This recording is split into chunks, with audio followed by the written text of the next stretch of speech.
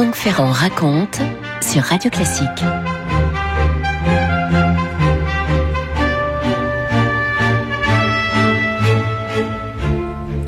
C'est une de ces grandes soirées comme Hollywood sait en organiser. Nous sommes le 7 mars 1979 à Los Angeles, bien sûr, à la soirée des American Film Institute Life Achievement Awards. Et oui, chaque année, depuis 6 ans à l'époque, cet institut décerne une récompense honorifique à un acteur ou à un réalisateur qui a accompli une grande carrière, une carrière remarquable au cinéma. Et en parlant de carrière remarquable, celle de l'homme qui est ce soir-là consacré l'est tout particulièrement puisqu'il s'agit de Sir Alfred. Alfred Hitchcock. Imaginez le parterre de grands acteurs, grandes actrices, de metteurs en scène, de légendes d'Hollywood qui se sont réunis là pour célébrer le maître du suspense. Il a 79 ans, Alfred Hitchcock.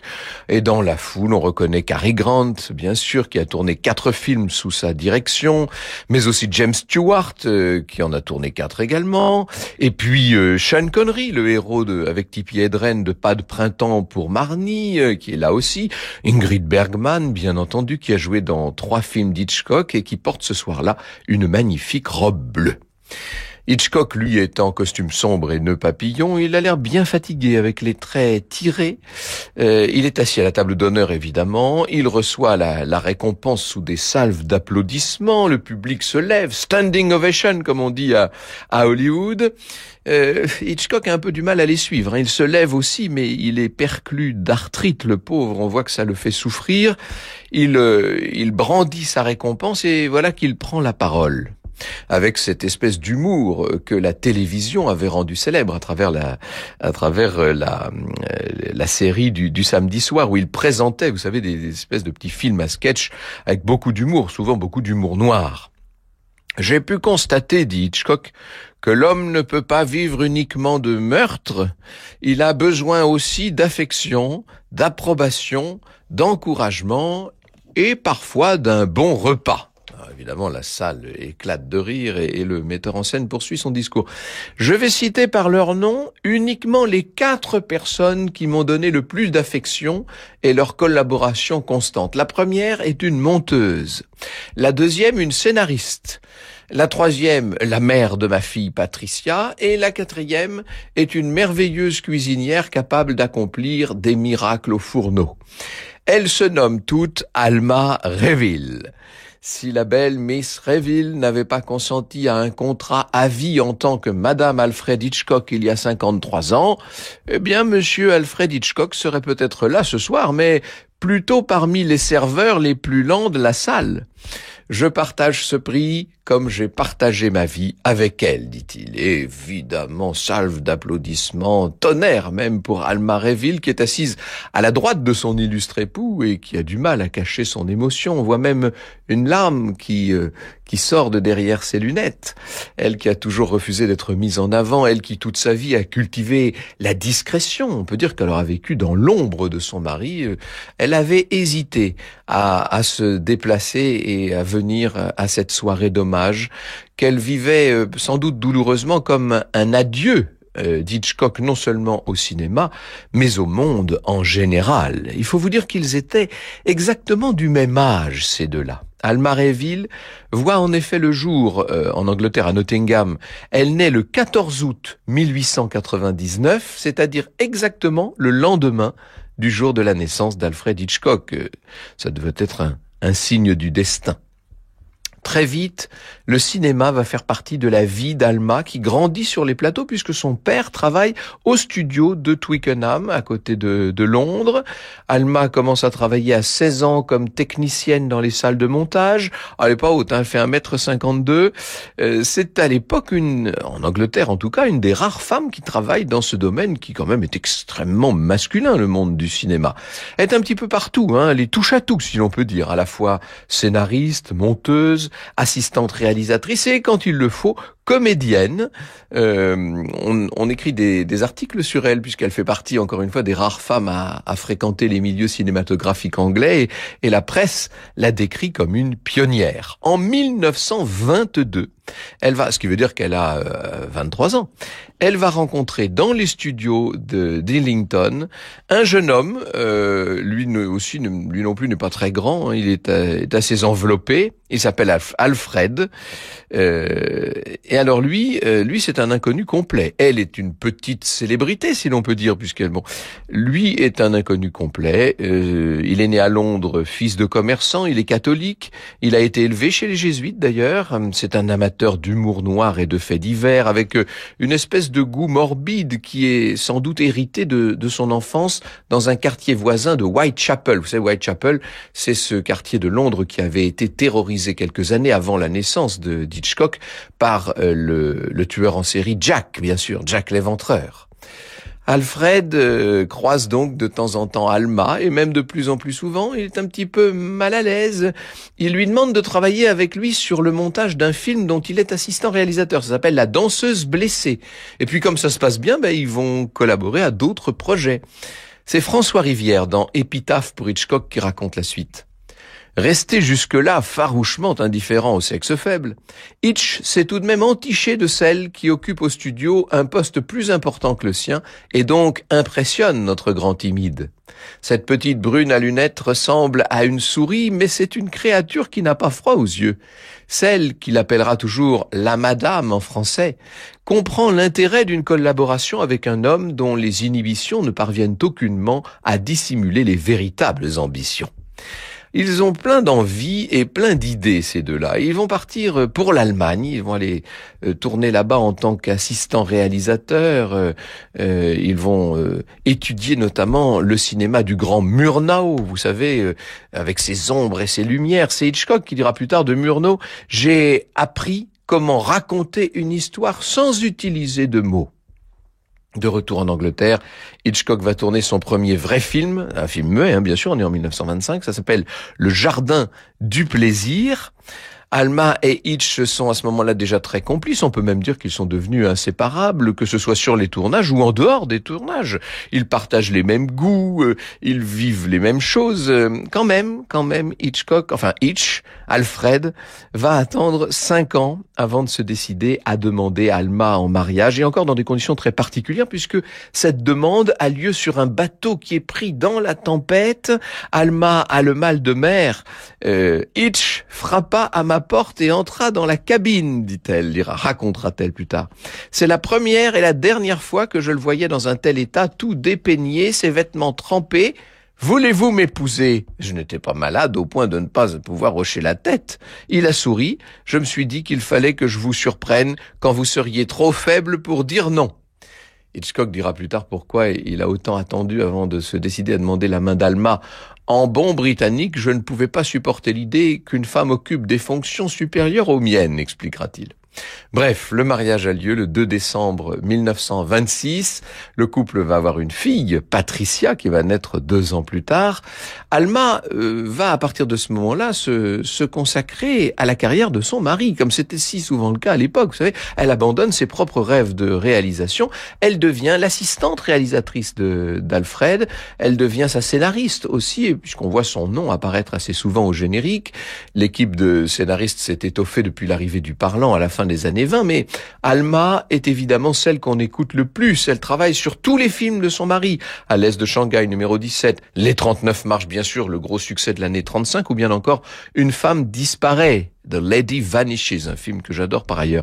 Et elle va écrire une dizaine de scénarios pour d'autres réalisateurs, c'est-à-dire qu'elle ne se consacre pas exclusivement non plus à la carrière de son mari. À la fin des années 30, Alfred Hitchcock est sollicité par les grands studios américains. Évidemment qu'il hésite, parce qu'à l'époque, il est le réalisateur le plus connu d'Angleterre, le mieux payé d'Angleterre. Il a peur de n'arriver à Hollywood qu'être un metteur en scène parmi d'autres.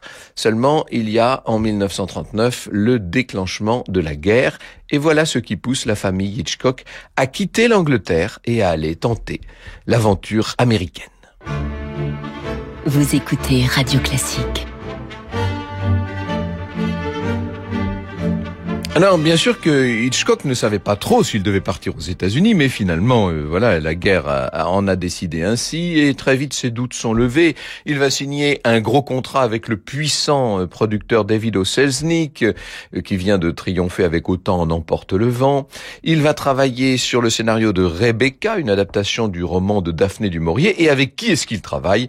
Avec Alma, bien sûr. C'est elle qui est là, c'est elle qui le soutient, qui le conseille. C'est un travail à deux qui se fait, bien sûr. Les choses, tout de même, se gâtent car Selznick veut une retranscription fidèle du roman. Il veut une transcription à la virgule près, si je puis dire, alors que Hitchcock, lui, veut rester libre d'adapter Rebecca comme il l'a fait pour tous les autres romans qu'il a pu adapter jusqu'ici.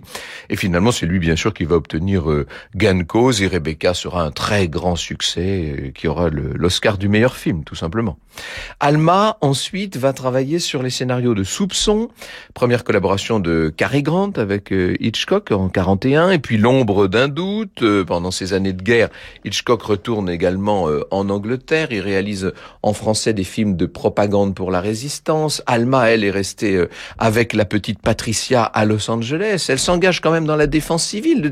Tout ce monde-là travaille à la guerre, bien sûr. Et à la fin du conflit, en 45, Hitchcock tourne deux autres films produits par Selznick, La maison du docteur Edwards et puis Le procès Paradine, dont le scénario est écrit en grande partie par Alma elle-même, et dans lequel un grand avocat, qui est incarné par Gregory Peck, évidemment, est chargé de la défense de Mrs. Paradine, une femme accusée d'avoir empoisonné son riche mari. Elle est jouée, elle, par Anne Todd, et Hitchcock décide d'être son propre producteur. Seulement, ni la corde, ni les amants du Capricorne, malgré des budgets importants et un casting fantastique, ne rencontrent de véritables succès. Faut vous dire que c'était deux films qui, sur un plan formel, étaient extrêmement ambitieux. Dans les années 1950, Alma travaille sur les chefs-d'œuvre de la décennie, c'est L'inconnu du Nord Express. Et là, attention, on voit arriver à l'écran la fille du couple Hitchcock, Patricia, et puis La main au collet, Fenêtre sur cour, extraordinaire, et puis Sueur froide, La mort aux trousses, L'homme qui en savait trop. Elle suit de très près, Alma, les réalisations de son époux. Elle a tout le temps des idées. C'est elle qui, par exemple, va penser à filmer depuis un hélicoptère la course-poursuite de La main au collet avec Grace Kelly et Cary Grant sur la corniche de la Côte d'Azur, vous savez, c'était en 1955 ça. Et dans le film Psychose, elle convainc son mari de tuer l'héroïne dès la 30e minute de film. C'est la fameuse scène de la douche, bien sûr, et elle l'a convaincu de tourner en noir et blanc pour éviter que le rouge vif du sang ne choque trop les spectateurs. C'est elle aussi qui impose dans cette même scène la musique de Bernard Herrmann, bien sûr. Bernard Herrmann, compositeur fétiche d'Hitchcock. Il s'agit, grâce à cette musique, d'accentuer encore l'horreur dramatique de la scène. C'est également la femme d'Hitchcock qui est la seule à voir que dans cette fameuse scène telle qu'elle a été d'abord tournée, dans la douche, on voit Janet Leigh, la comédienne, cligner légèrement des paupières alors qu'elle est censée être morte. Malgré le rôle essentiel que joue Alma dans l'ombre de son mari, mais c'est une ombre qui n'est pas très obscure, c'est le moins qu'on puisse dire.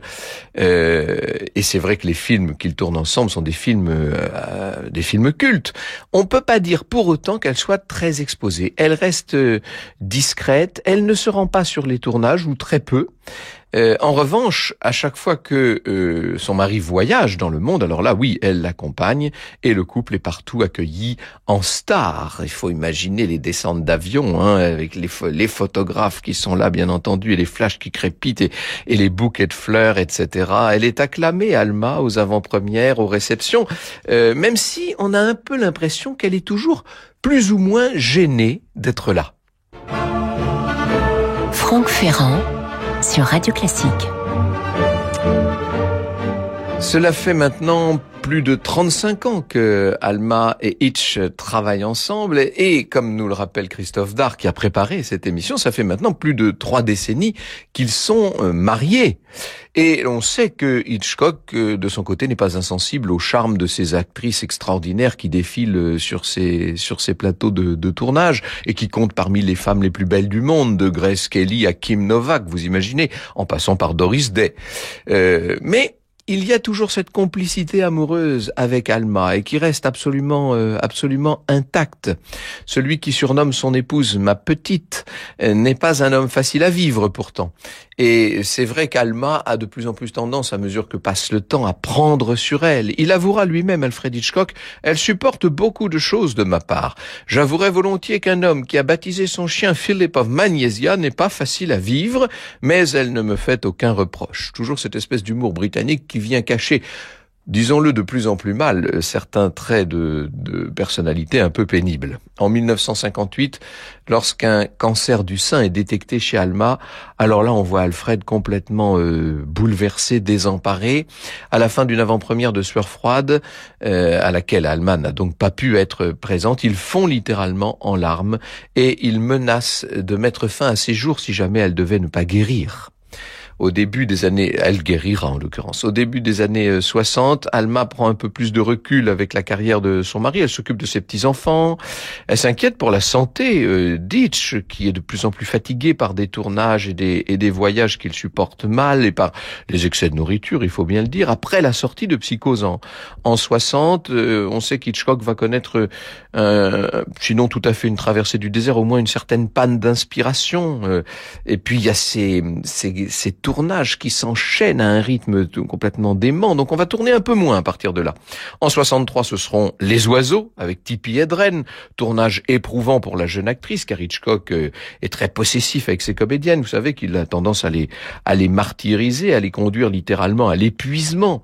Le film n'en est pas moins un succès et Tippi Hedren sera de nouveau à l'affiche du film suivant, Pas de printemps pour Marnie, mais cette fois le tournage se passe très mal parce que Hitchcock devient carrément tyrannique, absolument odieux avec Tippi Hedren. Et là, il va falloir qu'Alma Reville intervienne. Elle va essayer de s'interposer. L'actrice, de son côté, parle de harcèlement moral et elle affirme que Hitchcock lui a dit que si jamais elle quittait le tournage, ce dont elle a fait plusieurs fois menace, eh bien, il briserait sa carrière. On connaît ce genre de relation entre les grands réalisateurs et leurs comédiennes fétiches. Bref, le film d'ailleurs Pas de printemps pour Marnie n'est pas un gros succès et le suivant, Le rideau déchiré, sera carrément un échec. Alma, qui n'a pas écrit de scénario depuis Psychose, va venir en aide à son mari qui a l'air un petit peu dépassé par la nouvelle génération de cinéastes et d'interprètes. Ils vont travailler ensemble au scénario d'un thriller à petit budget, qui mêle le sexe, le crime. On suit un homme qui devient tueur en série, ça s'appelle Kaléidoscope, c'est joué par des comédiens amateurs, mais devant les réserves affichées par les proches et la société de production, finalement, on va abandonner le projet. Même François Truffaut, qui est devenu un ami des Hitchcock depuis les fameux entretiens qu'il a réalisés avec le maître, va déconseiller à Hitch et à Alma d'aller jusqu'au bout de ce film. Hitchcock et son épouse retrouvent les studios de leur jeunesse de Londres pour le tournage de Frenzy en 72. Seulement maintenant, Alma est malade, elle doit repartir aux États-Unis. Alfred finit le tournage seul dans la capitale britannique, extrêmement inquiet pour la santé de son épouse. Et Frenzy, qui sera un triomphe, sera en quelque sorte le testament cinématographique d'Alma. Le dernier film d'Alfred Hitchcock, c'est Complot de famille en 76. Il va ensuite travailler un nouveau projet, The Short Night, mais il abandonne ça pour raison de santé et va mourir le 29 avril 1980. Il a donc 80 ans dans le quartier de Bel Air à Los Angeles et Alma le suivra dans la tombe de très peu. Elle mourra 2 ans plus tard, le 6 juillet 1982. C'est leur fille Patricia qui écrira un bel hommage plus ou moins inspiré de Platon, n'est-ce pas, en disant: imaginez Dieu tout en haut d'une montagne, occupé à couper des oranges en 2. Il en dévale des millions et sur ce nombre, il arrive qu'une moitié retrouve la part qui lui permet de redevenir une orange entière. Eh bien, mon père et ma mère ont été cette orange-là. Vous écoutez Radio Classique.